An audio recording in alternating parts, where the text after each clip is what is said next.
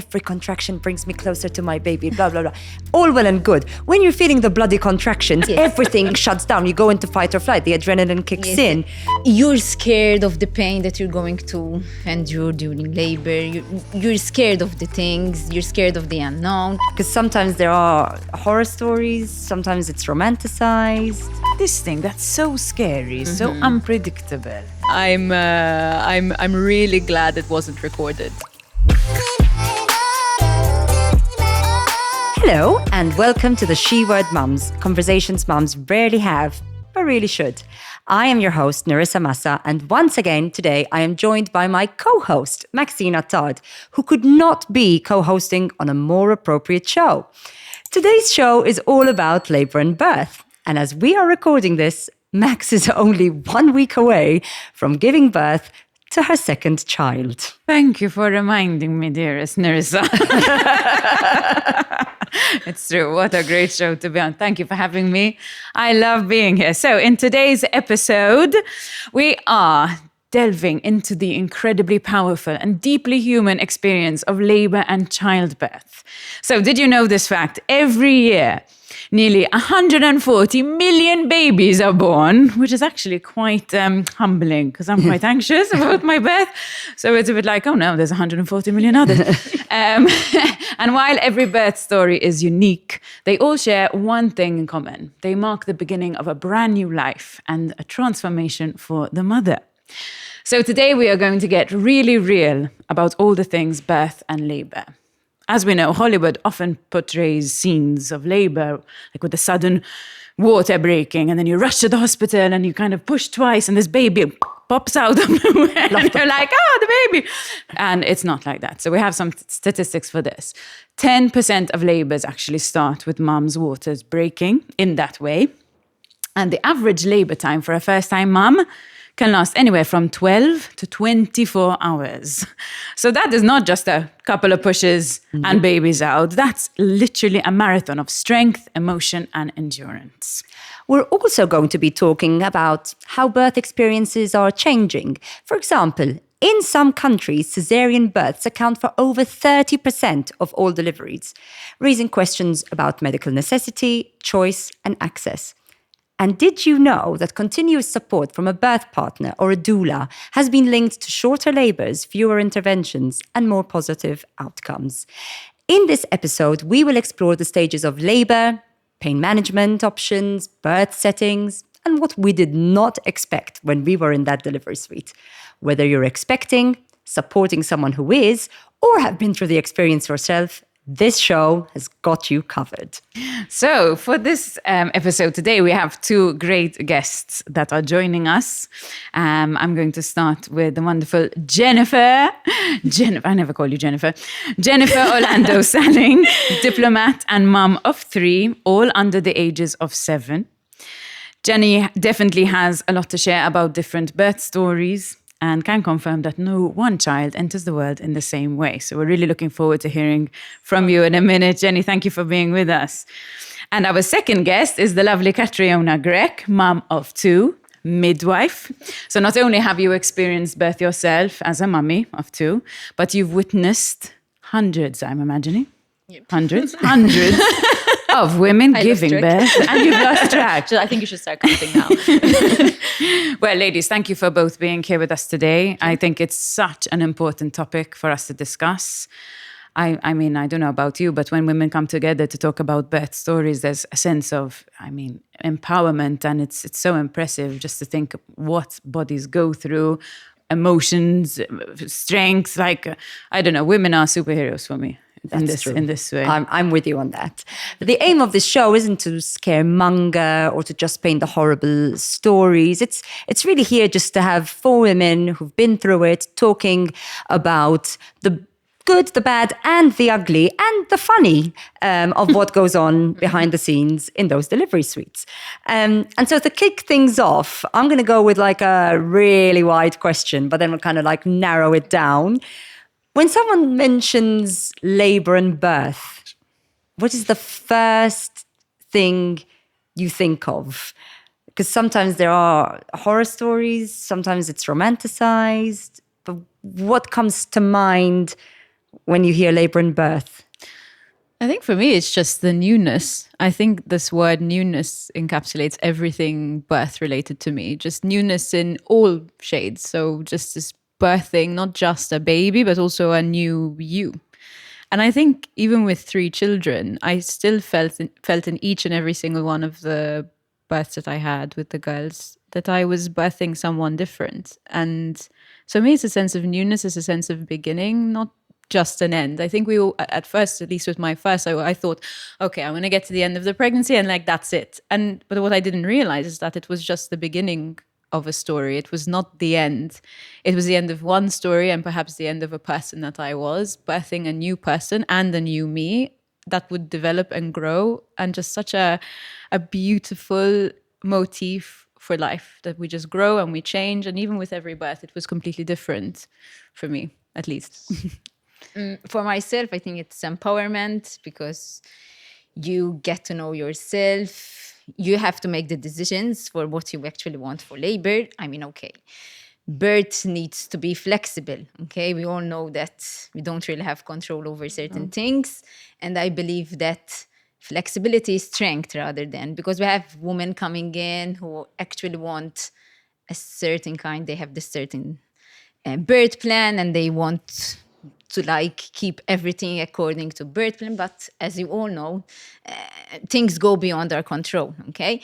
But the fact that you are knowledgeable enough to take decisions, and obviously we're there, speaking as a midwife now, to take care of you, both yourself and the baby, and then you will be able to make an informed choice. Obviously, you are empowered. But obviously then there's the exhaustion of it, okay? So I think the 2 words that I can relate as a midwife and as a mom experiencing birth myself is empowerment and exhaustion, because we all know It's exhausting to be powerful as well. So, you know. I really like what you just said, because the word empowerment, a gynae recently told me, you need to let go. And she said, it's such a simple word, like just a sentence, really, not a word, but you need to be ready to let go. And when she said it, it like really affected, like, registered with me, or whatever you say, resonated with me, because I was like, I think that's it. I just need to hold on to that. So as much as you have a plan and you have your wants and this, and you respect them, I'm sure, as a midwife. Yes, and of course, you want the mother I to be don't happy. mind if all mothers come in with a birth plan, because usually they're not something out of this world. It's usually the things that we usually do, you know? And it's But good it's a that form, you I know, think, of control. They're coming in with a form of control, of this thing that's so scary, so unpredictable. So what I tell them, especially like during antenatal class, is that it's okay to do birth plans and it's okay to discuss with your birth partner what you want, because it's important for us to know what you wish to have, because it's your birth and we want you to have a positive experience as much as possible, obviously. But you need to be flexible, okay? So I think the most important thing is that we emphasize that they need to be flexible. And in your experience as a midwife, how long have you been a midwife? For 12 years. 12 Wow, years. okay. Do you see as a collation kind of between the mothers who are flexible and who listen and trust, and those who are still trying to cling on to something? Sometimes, yes. And yes. then their birth. And then there, yes. Yes. Yes. Oh.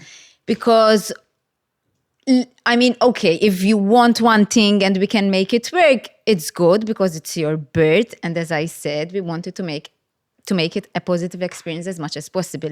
Because obviously I don't want something that if you wanted this and I didn't make it work for you, because of that you won't have a positive experience, kind of. But then if there's the risk of both you and the baby, then you have to kind of Trust act you, accordingly. yes. You know what I mean? I mean, we're a team, we work together, so it's not just me. There are like the obstetricians on call, other midwives work together. So we're there to kind of help you, obviously. So can I ask a question as well about the delivery suite? So I have my son, who was a C-section, a planned C-section, and now baby number 2 is also a planned C-section. Okay. So I've never stepped foot into a delivery suite. I have no experience. But when I was planning for my first birth, which before it was going to be a C-section, I researched a lot, and I followed Instagram pages, and I did all sorts, which I won't go into. But it made me realize, or at least gave me the impression, that abroad, in certain countries, there's a lot more freedom for the mother to choose the music and the lighting and whether it's a bath or where.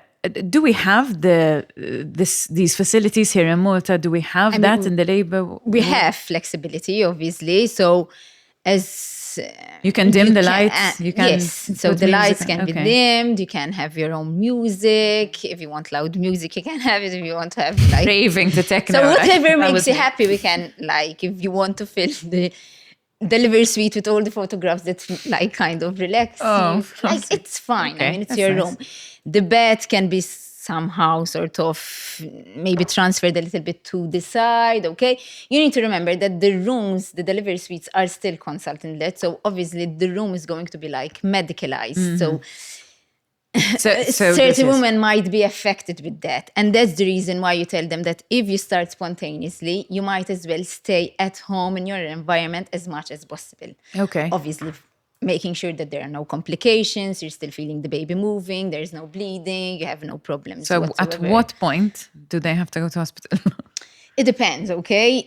So like if you are term pregnancy, meaning that you are past 37 weeks of pregnancy and you started like with contractions, because you can either start off with contractions, your waters might rupture, and then you can start off with the show, meaning that the mucus plug will come off, okay? Obviously, we do encourage that if you start off with contractions, for instance, you time the contractions, because in the very beginning, they're not going to be like the labor contractions that you're going into labor straight immediately, okay? So what we do suggest is that you start timing the contractions, because we believe that since you will be at home in your own environment, you will be able to cope better, okay? Maybe more comfortable, maybe more relaxed. More comfortable. You can do whatever you want at home. Obviously, it's your environment. But then there's a time when you need to start timing your contractions, meaning that the intensity and the duration of each contractions needs to be more or less the same, because what can happen is that the contraction... You end up as one of those videos of the woman in the car park about to give birth or walking through and then we don't want to leave it like till the very last. No. Okay, we had instances when women birthed at home, and oh my gosh, it's okay, because I believe that the baby was fine, mommy was fine, and they managed, like the baby managed to do an entrance on his own, and it means that there were no complications. Okay? It means that there were no complications. Like, luckily, thank God, So, of course. Obviously, then we will be there to kind of help the mother, and then we transfer her to hospital, just the same, making sure there are no complications whatsoever.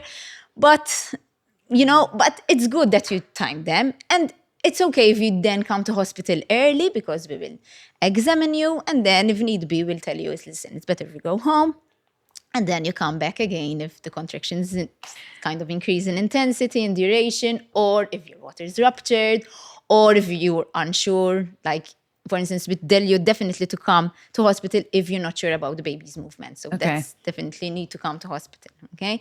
If you see any bleeding, you're not sure about the bleeding. If you're not sure whether the waters have ruptured or not, then you definitely need to come to hospital to be checked out. So you need to sort of time the contractions. If your water is ruptured, it depends on what color is your waters, meaning that green and maybe you remember these from your own antenatal classes. I wasn't one of those women who timed my contractions. I definitely did not know how to time any of my contractions. Did you just show up and nearly have them in the car? Because I'm one of those women who had a very managed pregnancy, because I have a blood clotting disorder. So I had to take an injection in my belly every single day for 9 months. And the heparin injections. Yes. Oh my gosh. And so I knew that basically I couldn't risk it. And so at the same time, I really wanted to be at home, because I was also one of those control freaks, especially for my first. I was like, I have a birth plan. I'm going to go armored with my birth plan. I know the music. I made the playlist. I made the playlist for all of the phases, because I was also one of those women in the labor classes who just went total freak out. One of the labor classes, I literally ran out, threw up. I'm like, I'm not going to do this. They have to find a way to take this baby out. it's not going to happen. That's just not going to happen. And to the very end, I was saying, this is just not going to happen. This is not just going to happen for my first. And so it's also okay sometimes to just let it go and feel. And I convinced myself that if I just felt my body at that moment, if I just really possessed my own body and could really feel, okay, what is the right moment, that I really believe that I would know. So I just felt that I did, but also because I didn't really have the space, I think, or in my brain, I knew that I wasn't going to be able to get to get my partner to be like, are you timing me? Also because I was like, get out of bed right now. We're going into the car. Put the baby somewhere else. We're gonna go, and we're gonna go. Just run. How far away were you? Because you were living abroad. I think both times I was about 20 minutes away, but I had this like visceral panic every single time I gave birth to my girls that she would just fall out of me. I was just convinced that I would be walking, and they'd be like, hello. And that never happened. I was also one of these women who it took me like at least 24 hours to give birth to my first two, up to 28 hours, I think, for my and for my first. And I was also one of those women who everyone told with my second, she's just gonna fall out of you. And I was obsessed that she would actually fall out of me because your second's going to be really, really easy to give birth. She's just gonna fly. People, that's what they think. I felt like one of those splash and fun slides. It was just literally like, and so the halt of again, that's what we said. Like Hollywood portrays. I mean, not just Hollywood, but you know what I mean. Film like industry. It could not be farther from the truth. And I think it's really important to say that. Just all women trust your instincts. Yeah, trust your instincts. And every single birth experience is completely yes. unique. And trust your instincts. And specifically, I think that's the best embodiment of letting it go. Trusting my body is the thing I learned best from my births. Just the ability to trust that your body just knows. Yes. How fascinating. And that's not to say, like, I'm also one of these women who's like, there's absolutely nothing natural about birth. Like, this is just unnatural on all levels. Like, this is just literally, in some cases, a shit show. And so, but trusting my instincts is the thing that I want to pass on. Take care and indulge in the liberation of smooth, hair-free skin. Browns, empowering wellness through its excellence in laser hair removal. I just feel alive. 1, 2, 3,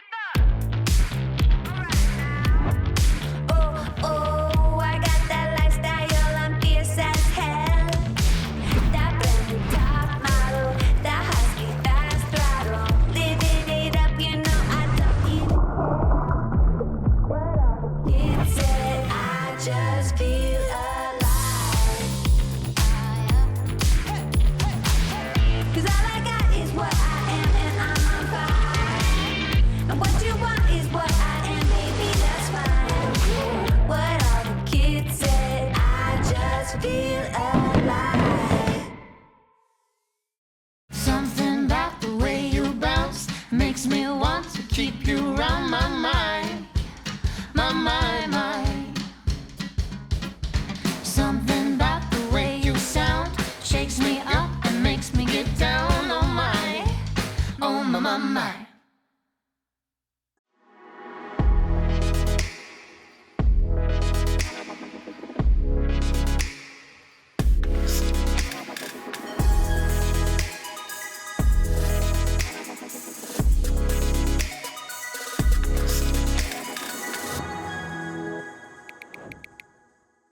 And I'm just going to pick on that because I feel like we're like already on a full-on labor. But you've mentioned, Catriona, so many interesting points I wanted to pick at with Jenny. You kind of carried on, and that's taking a step back to before you went to the delivery suite, when you're pregnant and you're preparing for labor.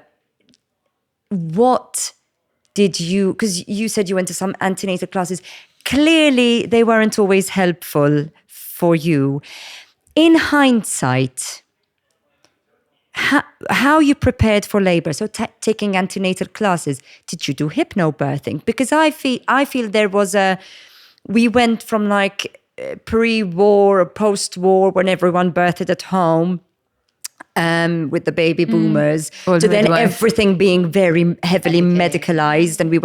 And now it's like we're stripping things back. And at least in some cultures, home births are making more of a comeback. It's almost like a trend. But how did you prepare for the birth? Whether that differed between your first and your second child, which probably it did. And in hindsight, what did you find useful and what was utterly nonsense? I think it's really important to say that for me, what I found useful differed each of the labors. So that was also strange for me because I thought, why would that be the case? But also that I really practiced mindfulness throughout the 3 pregnancies. So for me, the thing that worked the most was that I practiced being present, because I said that to myself that when I'm most fearful, the thing I needed to do was just remember that I'm okay and tell myself that I am safe and remind myself that I'm going to be okay. That this is a control. That really helps. That It really helped. in And labor. for me, I don't know what it was. I think a week before before Freya, my eldest, my 7-year-old, I read something somewhere that you need to continuously imagine the place you feel safest. And for me, the place I always felt most safe was in the water.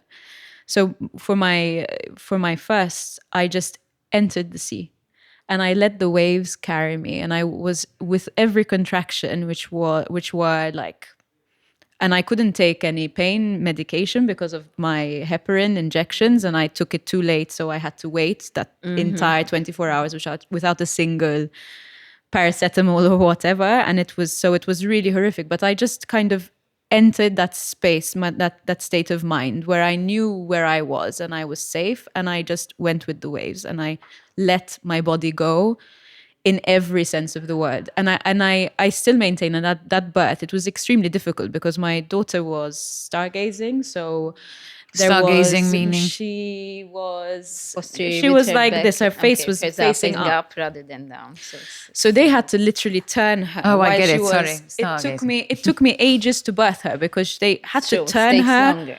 mid labor. So she's crowning, and they had to like flip, and so it was scary. It was not an easy situation and not an easy birth by no means, but I simply entered a state of mind where I had to remind myself that everything was in control, that I was safe, that I was being carried through this. I relied very much on a doula as well. That was the only time I had a doula.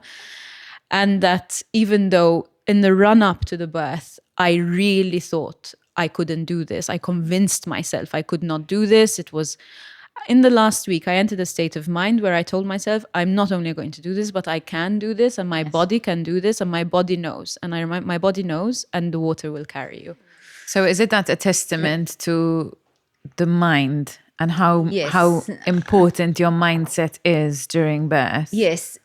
I mean, you need to prepare your mind, but as I said, be flexible at the same time, obviously. But as Jen mentioned, like preparing yourself and like connecting with your baby, you know when it's going to happen. Because sometimes I feel that you're scared of the pain that you're going to kind of endure during labor.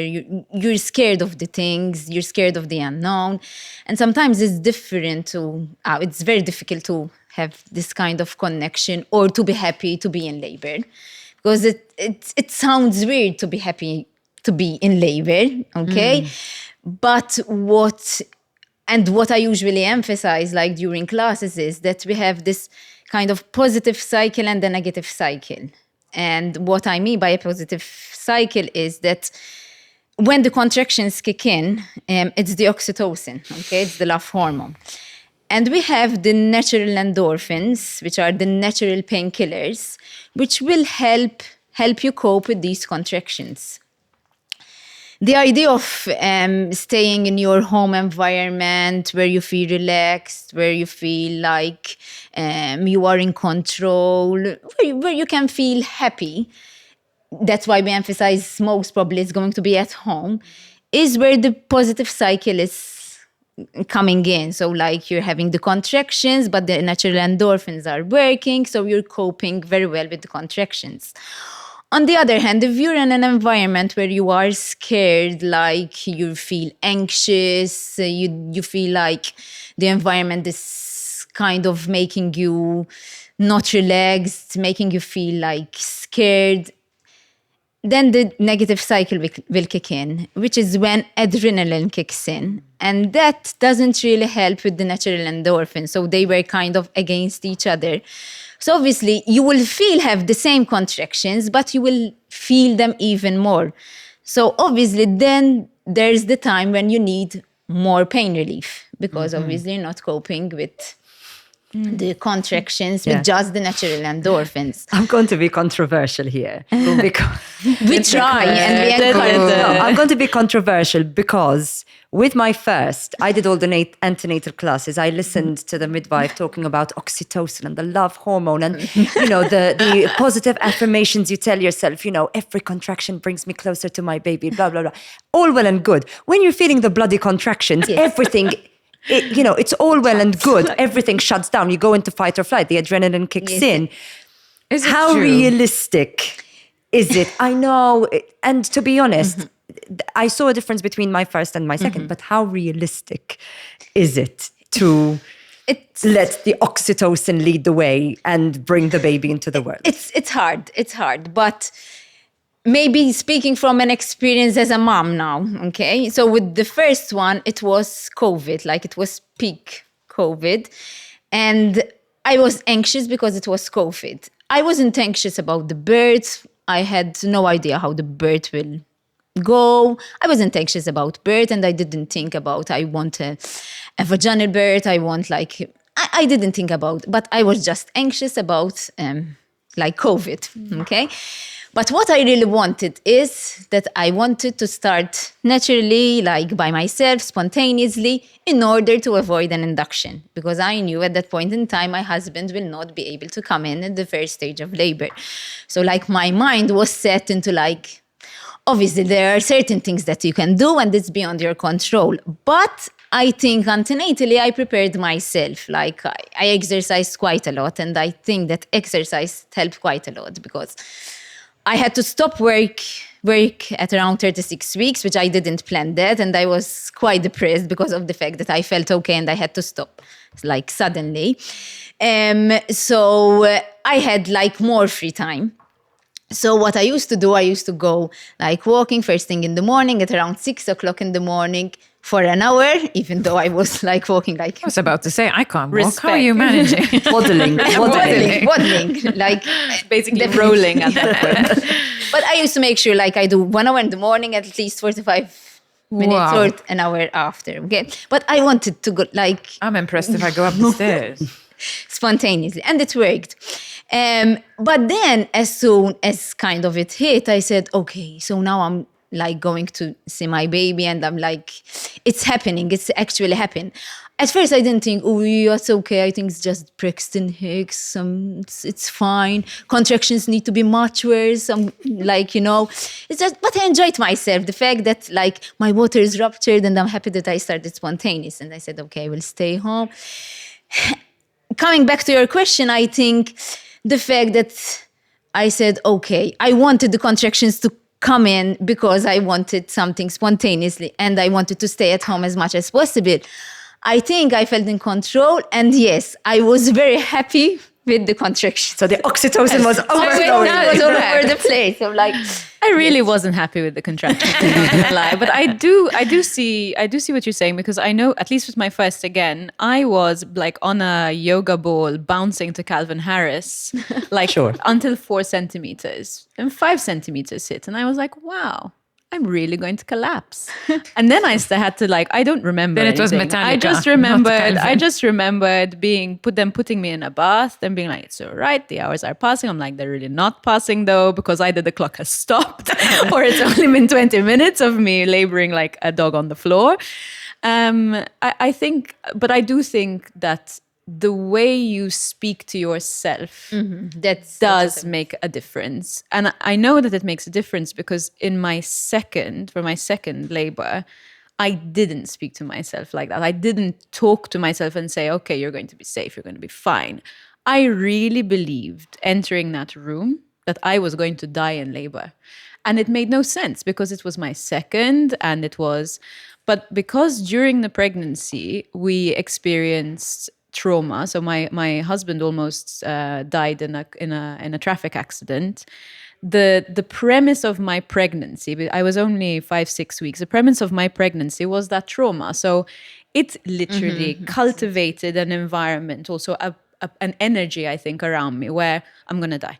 I'm going to die. I'm going to die. I'm going to die. And I entered the room with that mindset that I'm just simply not going to survive this. And in the end, I don't know if it was the energy that I cultivated around me or if it was just a coincidence, but that is exactly what happened. And so I do believe that the What mindset... happened, Jen? Sorry.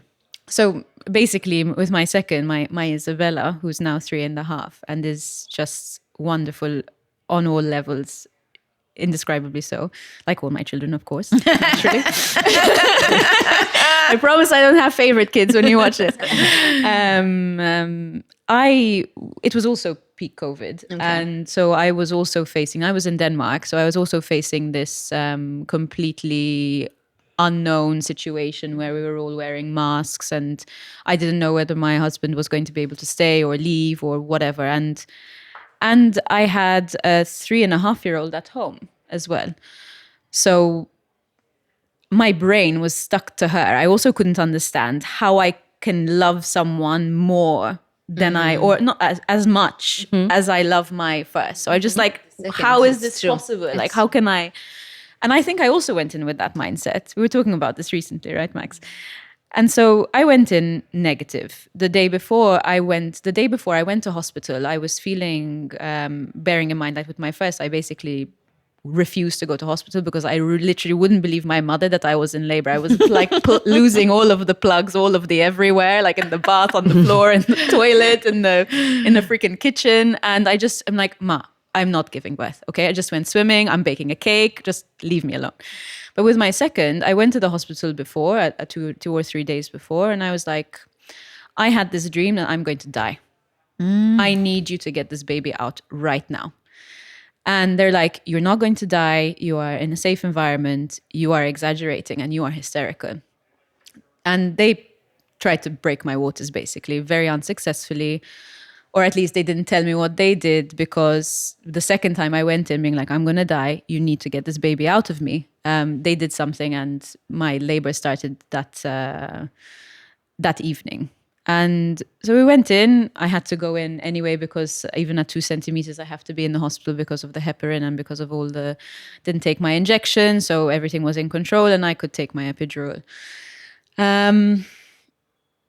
They basically gave me an epidural that failed. They wouldn't believe me that it failed. And I waited for 6.5 hours for this epidural because of COVID chaos. And so it was I had already endured a huge amount. And my body basically curdled. I went into full shock. I got a fever. Labor was excruciating. And I'm telling them, this is my second baby. All 3 of my children are vaginal births. And it's my second baby. I know what I'm doing. I know that, but you're just not letting me listen to my body. I'm telling you I'm in pain. Please listen to me. Please listen. And that gaslighting, I think, coupled with because it was gaslighting. It was me telling you, I am not right. This is not right.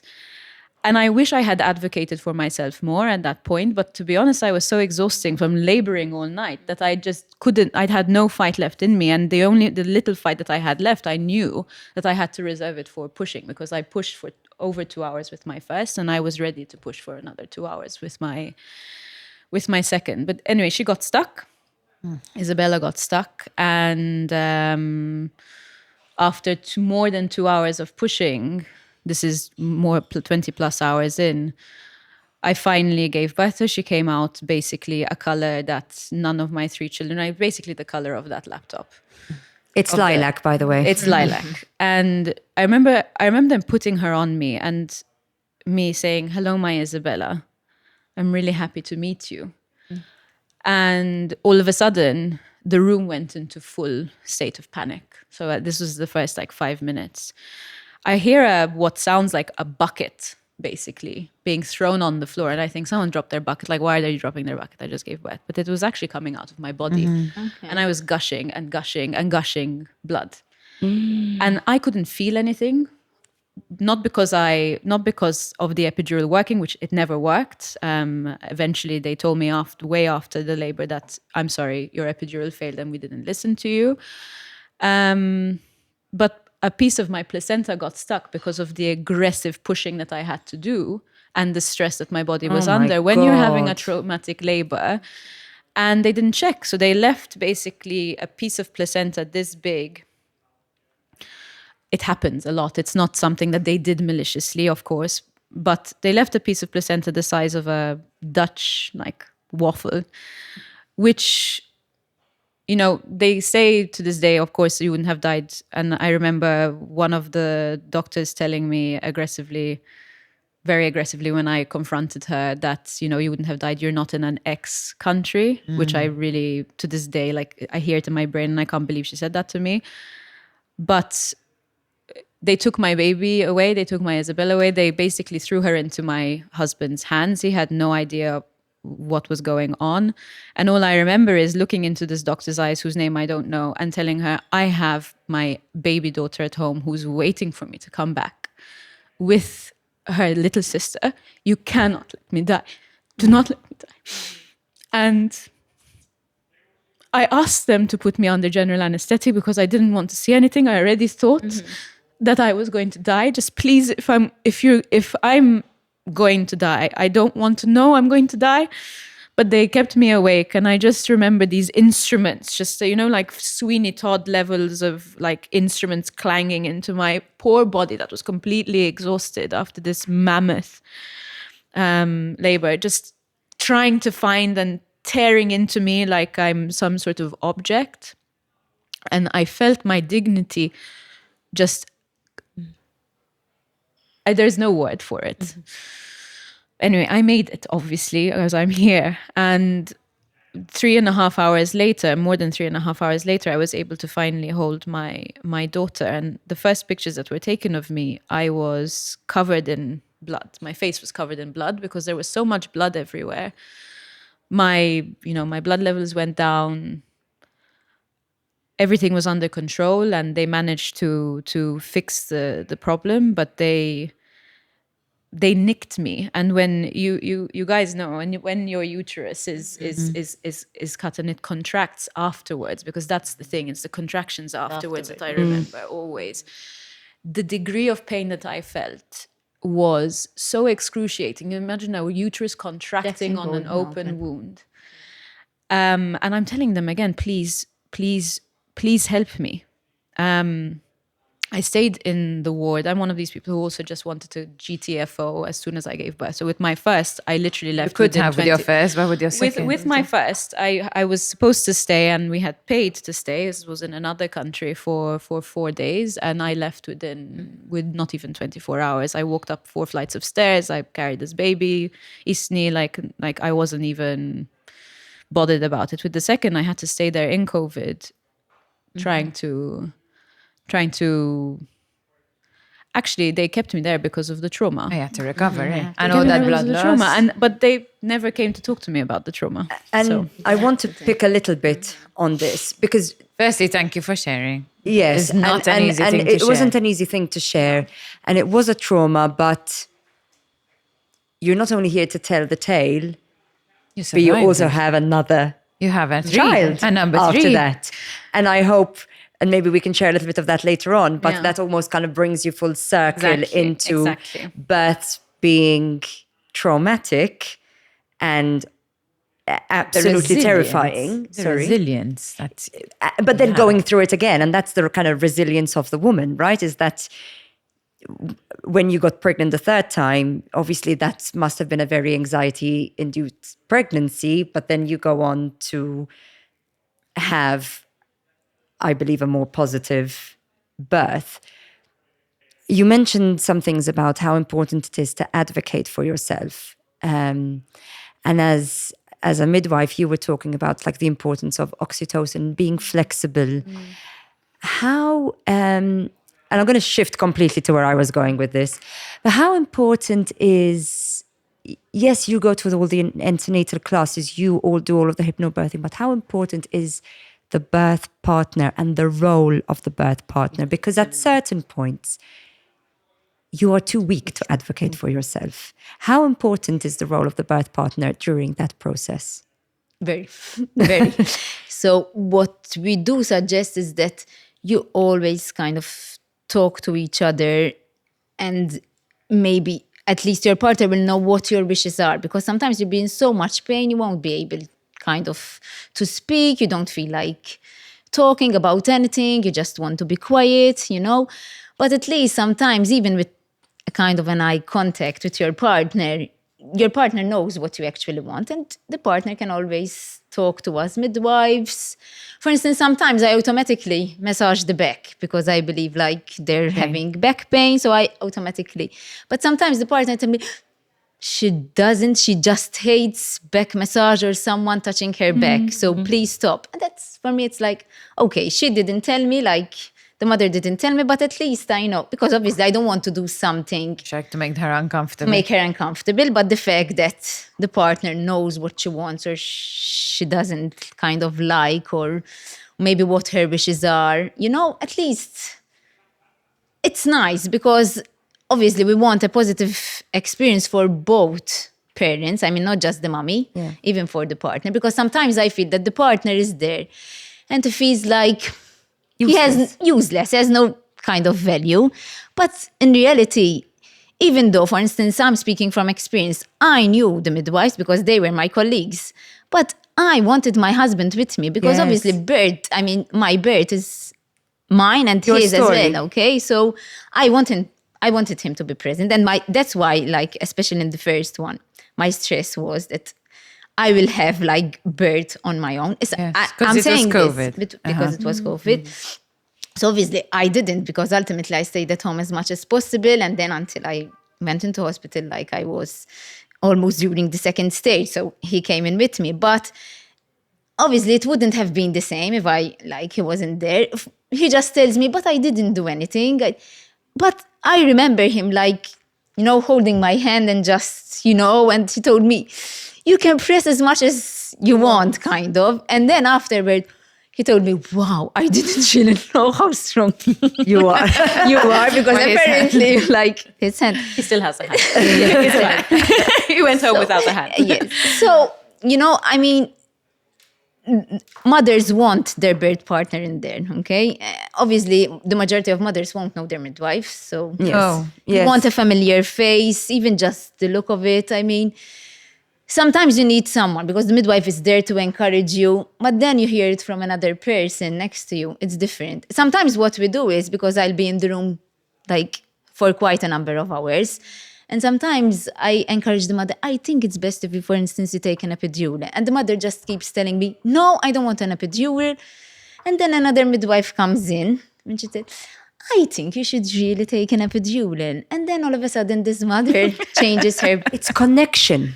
It's sometimes you connect. Because sometimes I'll be in the delivery room for a number of hours and she gets comfortable with me. And, it's like, but then she hears someone else telling her that the same thing as I told her, okay? So she just needs... I also think this thing of bringing partners in. When my mother was telling me her birth story, my father was outside waiting for me to happen. And she brought in, I think every time actually, her sister. It would be really interesting to know or to read, and I haven't read up about this, how that has changed over time. Like who are we bringing into our most personal, most vulnerable space? I know a couple of people who had cesareans who didn't bring the husband in because, I don't know, they were squeamish. You always tell them one birth partner. It doesn't and really it would need be the mom, to be the or partner. like you said, the we sister. have instances where the mom comes in because the husband prefers to stay with the third. It's It's so actually personal, dervishes though. kind of. I It's really very personal. I But I also really- wonder how that's changed over time, because yesterday I was watching 101 Dalmatians, and and truly does not bring, like, she goes to the gynae appointment and she goes in alone, and they're both waiting, the what's the name, Pongo and Petite, but both her outside name. so I think it's also changed, and I wonder also there are women who simply just do not have partners. Yeah, Who my go mom in did. on My their mom own. gave birth to 3 of us on her own. And sometimes that's also a choice. And so I wonder how it's changed culturally over time to bring in your And I partner think it's a to culture not. thing as well, apart from just a time thing. Periods are part of the game, but they don't have to throw you off your game. Try new Always Platinum for up to 100% leak protection, faster absorption, dry feel, and it's more cushiony, so you can focus on your game. It's a new period, always. As your child starts to explore the world, every step helps them build resilience. Backed by 50 years of breast milk research, Aptamil Pro-Nutra Stage 3 is a nutritionally tailored formula with vitamin C and D that contributes to the normal function of the immune system, and with NutriFibers. Aptamil Pro-Nutra Stage 3. Your life, our science. Whether for a moment of disconnection, a complete body-mind reset, or a bonding time together, book online stress-free at Myoka.com. Complimentary spa facilities on every visit.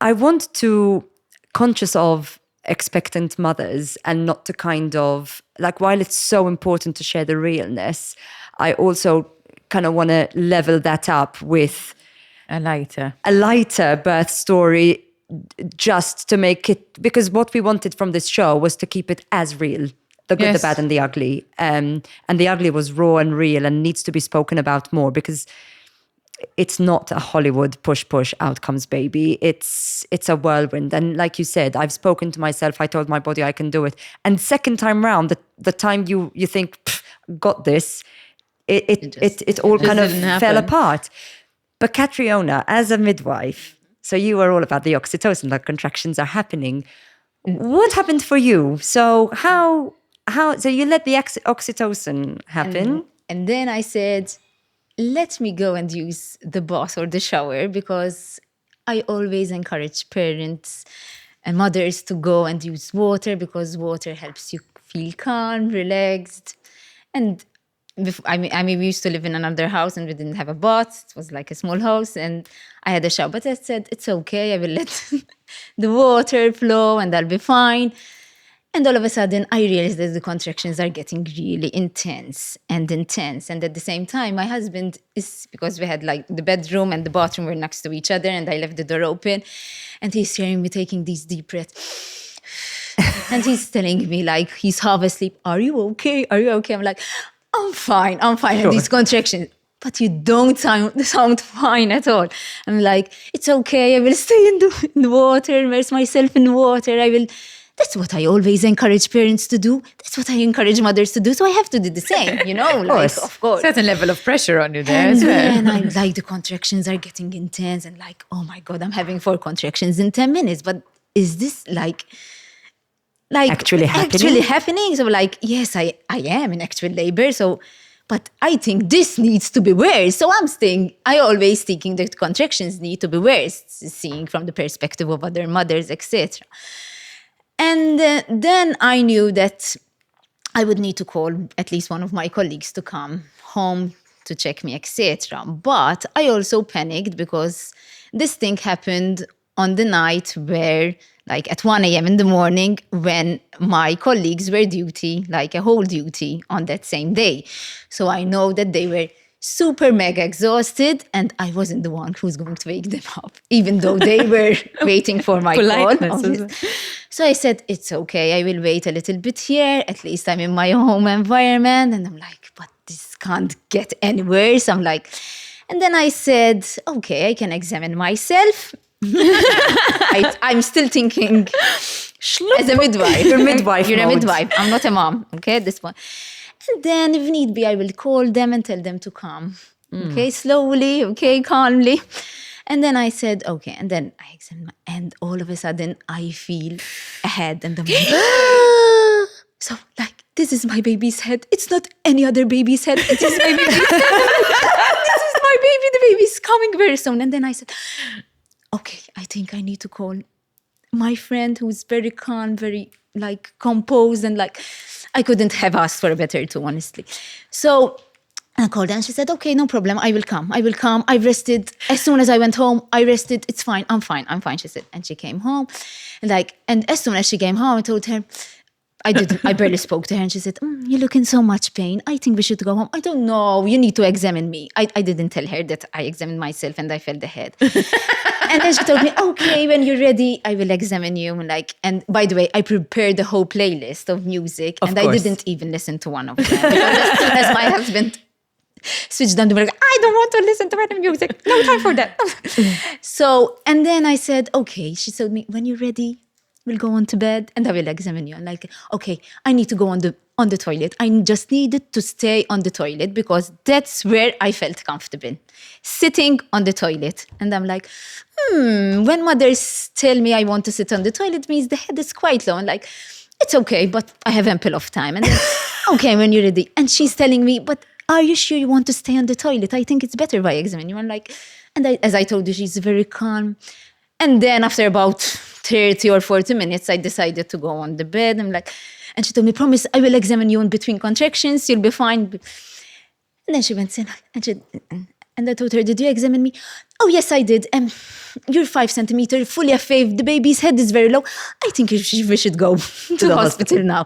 I'm like, I'm still 5. It's okay. But Kat, the baby's head is really, really low. And she's very calm. And then I said, she's usually very calm. So if she's telling me that I need to go to hospital, I think I need to go to hospital. And then, okay, so my husband took the car out from the garage and okay, he's waiting outside. And in the meantime, I said another 30 minutes on the toilet because I just couldn't get up. How come? How on earth am I going? Because I think I had a really, quite a short labor, but it was very, very, very intense. You did this on no medication? No. I didn't have time to take You medication. had time, you just wanted to stay home. But then I felt very comfortable on the toilet because the baby's head was... The baby didn't come out in the But then toilet. the worst part was the car. The worst part was the car. Because I decided not to stay in front. I decided to stay on all fours because obviously I couldn't sit in the cars, on the seat. So I stayed on all fours. And my husband is hearing me breathing and taking these deep breaths. And I'm like, You say they didn't actually stop you. panting. The warden stops you. Where's this woman Because crouching this on was all fours in the back seat? Around 4 in the morning. Okay, so great. You wouldn't want this to be 5:30 in the afternoon. Exactly. Thank God. And then, exactly. I was lucky enough because there was no traffic whatsoever. I just couldn't bother. I was most probably went out of the car and I just stayed on all fours and I most probably would have been fine, honestly. So I stayed in the car and on all fours. I'm like, when are we going to a we weren't really far away. And my husband listening to these breaths and he sort of kind of rushes and they're like, slow down. Every pump, I feel like the baby's coming out. I'm like, this can't be happening. And then I went in and because it was COVID, the security wanted to take my temperature. I told them I don't care. I was very rude. I wanted the delivery room and he said, it's okay. You wanted a wheelchair? I can't sit on a bloody wheelchair. I told him, I go up the stairs. No, there's the lift. I want to go up the stairs. I'm like, How though? I went up the stairs and then sort of we had to see if there's a delivery. And I told me, we're quite busy. It's fine. I can stay here. There are bars that you can hold on to, like in the corridor of the delivery suite. The corridor. I can hold here. I squat and I'll be fine. As long as I don't stay sitting up. You are the definition of being flexible, like you just said. No problem. I'll have her here. Like a ballet bar. Just up. A and down. and then I was in the delivery suite, and then there was a room ultimately, okay, and then at 4:36 I had my jack. So what time did you get to the hospital? How long were you? Around, I think 3:45 and 4:36. So a lesson was of born. what not to do. Yes. It depends on which way you look at it. Yes, but I mean, I love wouldn't it, huh? keep kind of stay at home. I mean, my idea was to stay at home to have my husband in the first stage. So it depends actually It's what funny you because really I want, suppose how you know? quickly you move. I mean, how quickly can you open from 3 to 9? You know, like It's because the baby's head was quite Was low, low. and because the Jack baby's was ready. head was About cervix Yes, length because as well. the head So my was cervix is really like long. So usually Yours the takes cervix is longer. always long, and then it Like starts mega. shortening during labor. Yeah, mine wasn't but if shortening the so much. baby's head is not presenting directly, or it's like there's a gap between the kind of the head and the opening thingy. of the uterus, okay? Yeah. Obviously, then there's going to take much longer, okay? But the fact that he was really like, Pushing I think out. the exercise helped. Why I used to squat, like I used to. I was basically a potato living on my sofa. But I used to like Watching Call the dance Midwife. before, and the fact that I had to stop because I kept dancing ballet till about 12 when I was 12 weeks pregnant. Me too. Okay? Which is why she was birthing on a bar. I get it. It was But just then I had a delivery consistent. suite. So then as soon as I stopped, I'm like, I don't want to feel like a couch potato. So I had to do kind of something, given the fact that I know that exercise kind of helps because the uterus is attached to lots of ligaments. And obviously if you work all the ligaments in your body, then obviously the uterus is going to be held during labor. So I said I needed to exercise, but yes, it definitely. I think Jack it is your definitely- first baby. Yes, yes. And how did you then in labor with the second? You stayed at home as long? You Yeah, it was quite short as well. And my husband was quite panicky and at that point in time because he told me, last time you told me, it's okay. I think we should go now. I told him, it's okay, I'm fine. I was- But it started spontaneously as well. I remember on the day I was crying for no reason. I think I was very hormonal on the day of giving birth. Crying for no reason at all. I didn't feel anything, but I just cried for no reason at all. And I remember my toddler looking at me, but Mama, why are you crying? I'm like, I have no idea. I have no idea. I was very hormonal. But it was like spontaneously, it happened during the night. So my eldest was asleep, as in that's what I hoped for. Like he was asleep, he has no idea that I went in for hospital. In the meantime, my parents came over. So it was okay. But then as soon as I arrived, I felt like I had a nick, like a very small leak of like my waters ruptured. And I remember arriving and I was having this big contraction sitting and I told him, you need to stop the car now. You need to stop because somehow I felt like I will have a kind of a gush of water. And I remember coming out of the car, like with my bottom sticking out, and all of a sudden I have this gush Wow. of water. I'm like, okay. I saved the car seat. I saved the car. I'm like, so yes. And also it was, being extremely aware of your body. I think, Was yes. that because that's you, or was it because of your job as a midwife and how many births you've witnessed? But I think, as Jenny mentioned, the fact that you trust your body. You trust your instincts and kind of, okay, it's not always going to be that, but I always encourage mothers to trust their instincts. So if someone tells me something, let's say postpartum, like I trust them, even though maybe I might question if it's true or not. But she's the mother, you know. Yes. So I also think that women we've all, to a certain greater or to a greater or lesser degree, been kind of not necessarily educated consciously, but to not necessarily trust our bodies and to be suspicious. And I learned that during pregnancy and during labor, that actually I really need to trust my body, and I really try to teach my girls to, even now, you need to listen to yourself. If you don't want to eat, that's okay. I'm really angry about it. I'm super pissed. But okay, your body is telling you you're not hungry now. this element that we need to constantly control is something that's, I think, learned in not just, it's not just a Malta thing. I think it's an everywhere thing. And I feel that during pregnancy, sorry, I think I stopped you, is people think that pregnancy is some kind of illness because you're pregnant, you can't do it's that, an icky you thing. can't do It's not a that, you can't- sickness. Like But you're not sick. you're Like you are. healthy, you're fine. I think I felt like my digestive system felt the most good, like in the second trimester, like all my whole life, because I had like occasion feeling nauseous, but during pregnancy I felt good, Yes.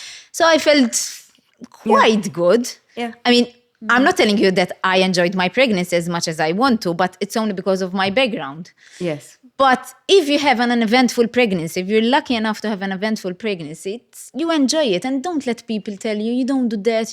I mean, if you feel like you can't lift a cert, you know that you can't lift it, so Trust. And that's exactly so. The same with pregnancy. Trust your body. It's not. It doesn't have to be this horrible thing. It's the same with labor. When you're in that moment, you go in with so much expectation and so much hype from what you've seen, from what you've heard. it's totally normal. But for us, I mean, we usually cheer if there's vomit. If there's poo, it's fine, because we know that if poo happens, it means like that the rectum is empty and now there's space for the baby's head to come down, and that means that the baby is coming now. She says it so beautifully as well. So It's exactly. almost So poetic, this is- The mother is just so mortified at the fact that she might poo. Yes. And you guys are cheerleading at the book. Give me a pee, give me a Okay, I won't be cheerleading at that point in time, because I will have much gloves more on focused. to my ears. Oh my gosh, I would be absolutely mortified. But yes, I it suppose means- it's part of but it. We know that the baby is coming soon, so it's There's it's nothing good. I to mean, be the ashamed Shit out the way, get the baby out. rectum needs to be emptied, so it definitely has to happen. So it's good that the baby's head is coming. What about? I don't know if any of you. How do you move on from shit happens? Sure. Max, I don't know if you felt this with a C-section, but when you're going through that pain, you have less inhibitions. And where I'm going with this is, were any of you rude? to I the was really midwives? rude. I told my Danish husband that I ain't never going to be having a baby with these Vikings again. These enormous, like babies that are like half the size of me. I'm not exactly like gigantic, but I was so rude to my partner that I'm really glad it wasn't recorded. But not to them. I was not so rude to the midwives. I was like, I knew that you really should not bite the hand that bites your baby, or her for that matter. So I was really, really nice to my midwives, each and every single time, even the one who wasn't listening to me. But Do you find partners, not so much. Catriona was so nice. She's like, no problem, no bed. I'll just stay outside. I'll just do it on the bar. I mean, sometimes they're rude, but I know it's the moment. It's like sometimes they're usually when they, I want a cesarean now. You have to do a cesarean now. It means like the baby's coming. Exactly. as well. I read this. Now, obviously, myth bust if you must. I read that the surgeon hormone or whatever happens right before, what are the stages of labor? So there's The first stage, and then active like, labor, and then the pushing phase, right? yeah. pushing phase. which I is heard, or I read, and it's a few years ago now, but something about when just before the pushing phase, you get like a fight or flight. yes. And sometimes it's like, I can't do this. I I can't need do to go. And that's when the rudeness comes out. Get me away from me. I see section But or that this. means or- you're getting close to Exact. 10 centimeters. So that's when they would know. Oh, okay, we're Okay, soon so there. usually when they tell me, I want a cesarean now, I can't take this anymore, and like they've been coping so well so far. You're like, okay, we're at the end. Okay, so like, No, I drove them absolutely nuts in my C-section. Poor team, honestly. I was very, very anxious, and every single thing I was commenting on and panicking about. And I wasn't great, I have to say. I did apologize to all of them afterwards. So did I. Because I really did felt I. like mine must have driven I wrote you. them cards, of course, Oh. and Because I everything, feel and like flowers. there should be a new terminology. Instead of bridezilla, it's birthzilla, because Birthzilla. I was that. When we've given birth, baby's here, happy.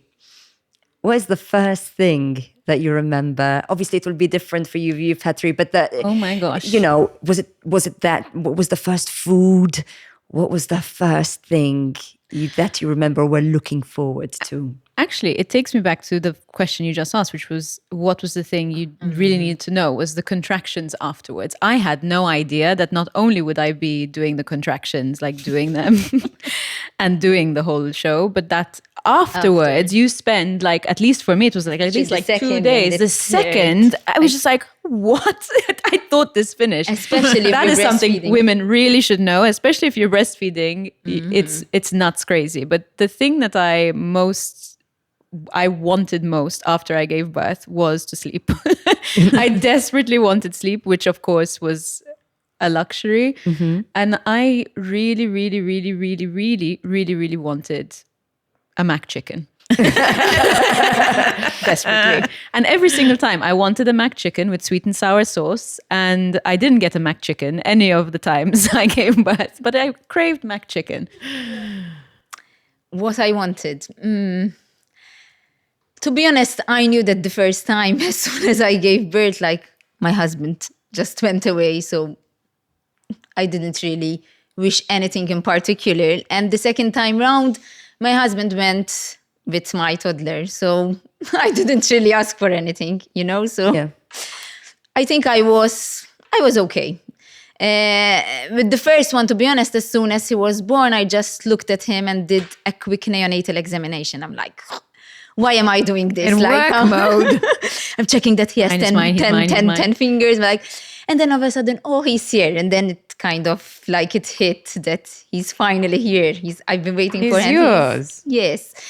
And because it was COVID, then I had lots of skin to skin, which like they'll be imprinted forever.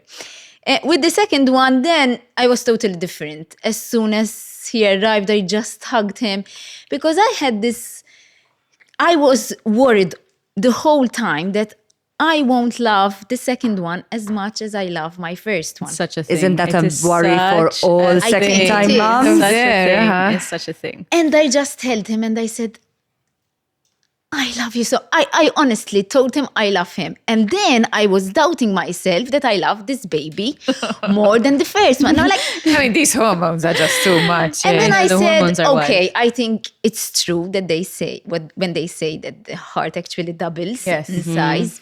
And then as soon as I got home and I see them like both together, then it's kind of, then you actually feel it. But then, I mean, while I was in hospital, I actually got to enjoy like those 36 hours I got to enjoy, especially with the second one, just because I know it's not going to happen, like just me and my baby, Yes. because then obviously there's going Yeah, to be a toddler. that's I true. looked forward to that and I was obviously missing my first one. But I knew that I won't have this one-to-one time. So, Wrapped it up. you know, so I managed I was so looking forward to seeing them together, and it was COVID, and my daughter, my Freya, had COVID, but I didn't know. So she came to visit Isabella. So after all of that madness, she came to visit Isabella with the mask, thank God. Okay, and she had the with mask, COVID. But I just really also, because I that's why I wrote everything down, because sometimes you just don't remember. Also because I'm so sleep deprived and so tired. But you just don't remember how much those precious moments where you just feel this enormous weight lifted off your shoulders, that everything, irrespective of what happened and what didn't happen, how it went, how it didn't go, you just feel this weight of achievement. And again, coming back like full circle, newness and overwhelming love, and overwhelmingly different love. Like even just for the three of them, I tell them, you're my favorite Freya, and you're my favorite Isabella, and you're my favorite Lily, true.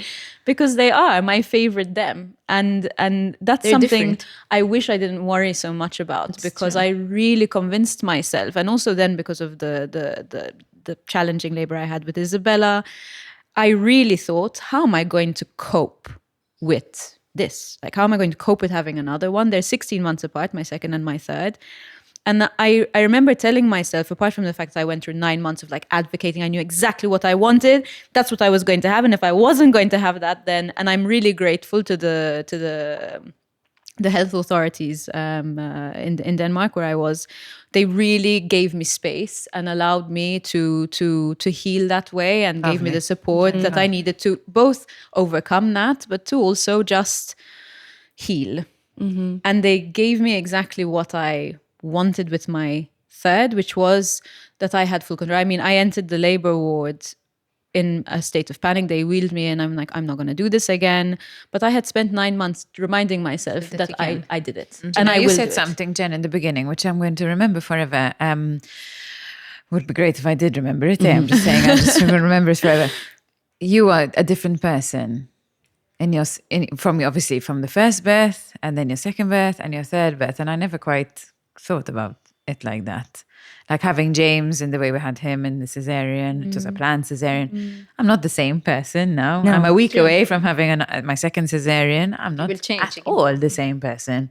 My life completely changed after having James. Motherhood changes. It's amazing. Every single day, I think the most brilliant thing about my children is that they remind me how long life is and how rich life is and how many different iterations of who I am can exist, sometimes even simultaneously. Yes.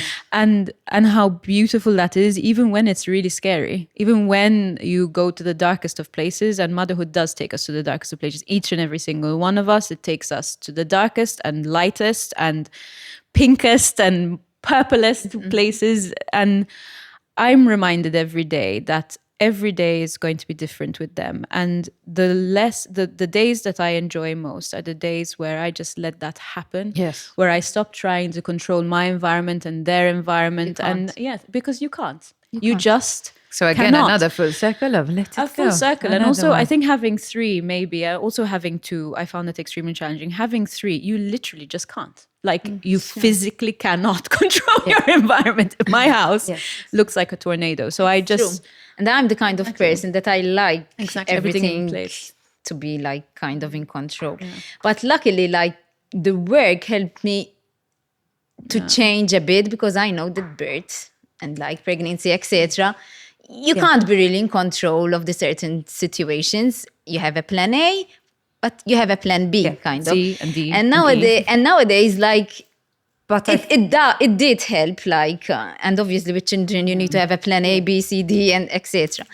I'm so grateful, ladies, because I'm So- so grateful. You've given so much information, so Exactly. much knowledge, so And much I feel advice. that parenthood, because sometimes we feel like that parenthood is like it comes naturally, but it's in reality, it's a relationship that needs time, it needs grace, and it needs support. and it evolves. It evolves. Because it's- you're that's why I changing say and it's the a child is relationship. changing. Exactly. And you don't, as a mother, I keep telling myself this, and I tell my friends this, because I was 29 when I had my eldest. We don't birth a manual of how to, we are learning too. And in order to learn, just like everyone else learns, you have to make mistakes and you have to let yourself fail in order to just learn and to grow. And you are, and that's the best thing to me about motherhood. There are many great things and many very difficult things, and many things also I really just genuinely dislike. Nerissa, just you learning. have such a lovely way of asking. Because you sort of tapped on it a little bit. Well, I'm just thinking, do I even ask? Because I feel like... don't know, I really feel like So I it. normally always ask at the end of every episode, what's the best piece of advice you've ever received or want to pass on as a mum? And what's the worst? But I just feel, like yes, you've kind of said answered it. Take care of yourself, because you are their central nervous system, their universe, their everything. Take care of yourself, love yourself, because Don't you believe- are, and don't listen to anything else but you. Exactly. Don't believe like what other people say. Because sometimes like social media, etc., just give us this impression that parenthood is kind of Cute. fine, Magical. magical, like. And in relation to labor. And birth sometimes as I well. used to ask these questions, but how do actually people cope? But I know now that everyone has their bad days. And I know, like, I had this idea, especially like when I was with two young ones, like when I had my second one. I knew that when I had this thing in my mind saying that, okay, today is a bad day, so tomorrow is going to be a good day. And it actually helped. And then I realized, okay, so today was a good day, and tomorrow is going to be a bad day. And it usually, but it's all about like having a good day and having a bad day. I mean, And it's just very normal. bringing it back to kind of labor and birth. In a world where we control everything as career women, we now know what time to make up, what time work starts, what time.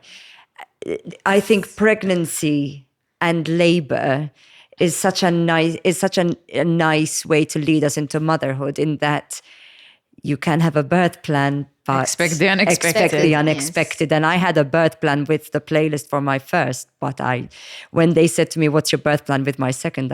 my birth plan is, there is no birth plan. And I think if we carry that throughout parenthood, just There is no plan. there is no plan. And that's okay. yeah. The plan is to have no plan. Thank you both for joining us today. Thanks for those, having us. Those Thanks for having golden us. nuggets, for being so open. Chicken nuggets. Black chicken. But honestly, for being so open and so vulnerable and honest, I think it's, like I said in the beginning, it's such an important topic, and so many people hopefully will feel seen and heard. And I definitely am leaving feeling empowered. So. Like a therapy session. Yeah, it was great. I feel like we need a part 2. Oh, and 3 and 4. I'm in. Cheers. Cheers. Cheers. Well done.